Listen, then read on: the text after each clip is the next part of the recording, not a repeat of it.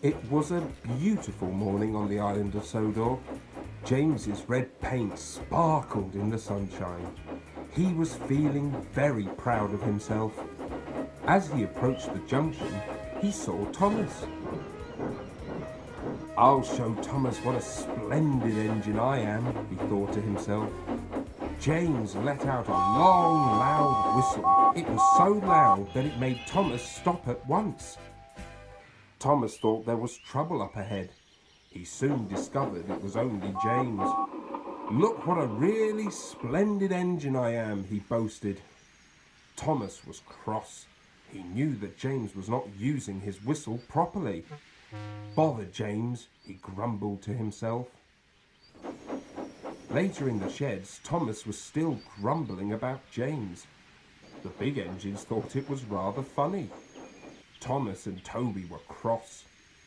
"Whistles are to be used properly," said Toby sternly, "not for showing off." Gordon laughed. "Take no notice, James," he huffed. "Toby doesn't even have a whistle. He clanks around ringing that silly bell. He doesn't understand what it means to be a really proud engine." "Oh," interrupted Thomas, "I suppose proud engines also crash into tar wagons and get bogged down in ditches." Gordon and James snorted.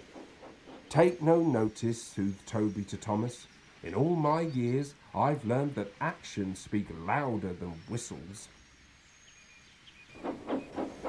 The next day, Toby was bringing some trucks from the harbour. As he approached the signal box, the signalman flagged Toby down. "I'm sorry," he said. "You must clear the line for Gordon's Express." So Toby shunted into the station siding to wait for Gordon's train. Meanwhile, Gordon was thundering along the line.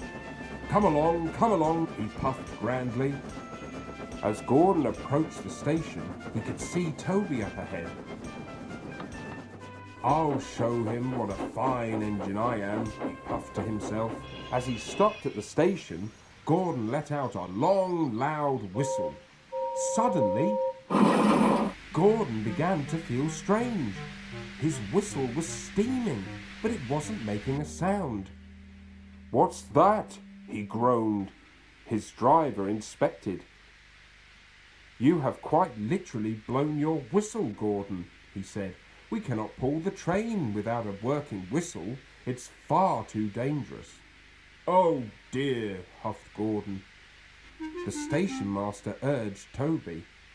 "Toby, will you lead the train?" he asked.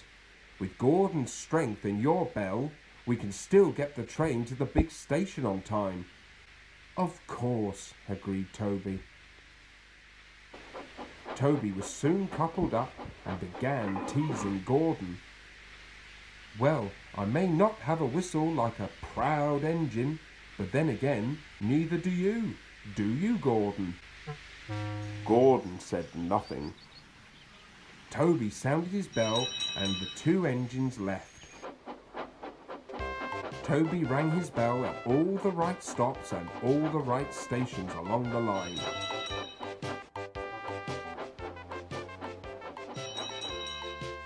At last the two engines arrived at the big station.